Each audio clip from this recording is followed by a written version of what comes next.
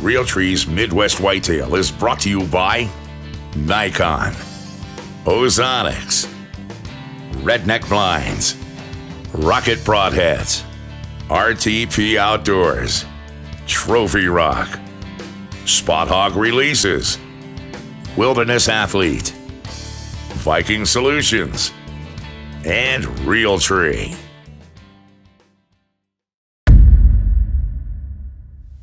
Day 34, November 30th.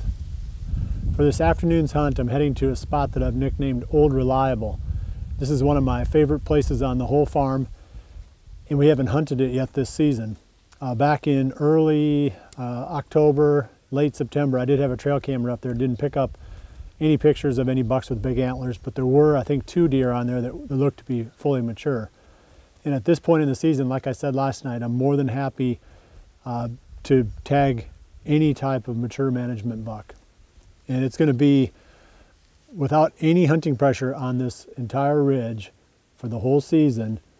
I'm guessing we're going to be into some action tonight. I can't promise you that we're going to see any mature bucks, but I would lay some really, really high odds that we're going to see some deer tonight. So we're going to go around the top and pop in, but once we're in the stand, your scent blows over a valley on the downwind side. So there's no way, once you get set up, as long as you get in clean, that you're going to get picked off by any deer. So it's about as bulletproof as any spot that I've got on the entire farm, and should have a lot of fun hunting there this evening.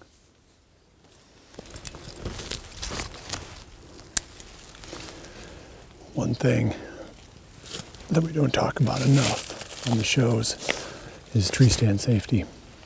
And you'll see us clipping into these things. Every time we get into a tree stand, this is a muddy safe line.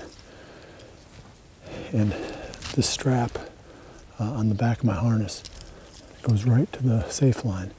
So as I climb, I push this knot up ahead, and then if I fall, it locks. And there's no way that I can hit the ground. And I've had 3 falls in my life. I think the farthest I fell was about 13 feet. I didn't get hurt, but that was just fortunate.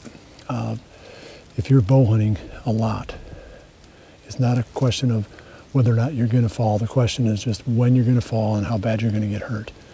So take this stuff seriously. This is the most important thing that we do. In fact, we don't have a single tree stand on this whole farm that doesn't have one of these safe lines on there with 2 of the sliding Prusik knots for both myself and the cameraman to use.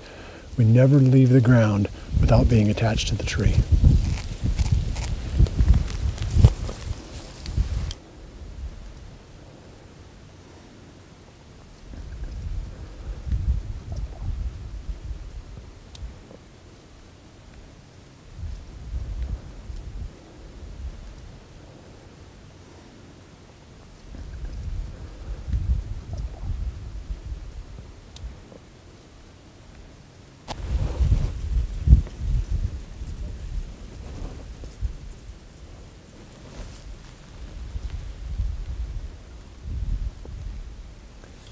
Got about an hour left here, maybe just a little bit less.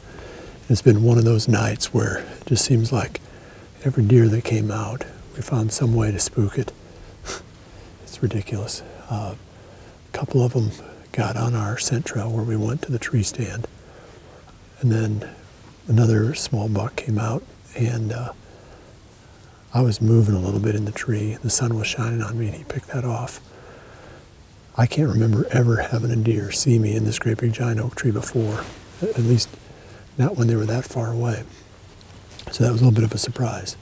And then something else just popped out here in the brush behind us when we were getting ready to do this interview. I don't know if it saw us moving or what, but it ran off too. So we're 0 for 3 on successful encounters this evening. But there is, like I said, an hour left. The food in this plot is almost gone. There's a little bit of big and beastie out in the very middle. Most of the green stuff that you see in this plot is just weeds. And the deer obviously aren't coming to it as heavily as what they were earlier in the season. But there is still a little bit there. So I would expect that before this evening is over with, we're going to have more deer come out. And hopefully that buck that I'm after, there's a deer here with long G3s, just an old pot belly buck that I'd love to kill. Hopefully he'll be one of them.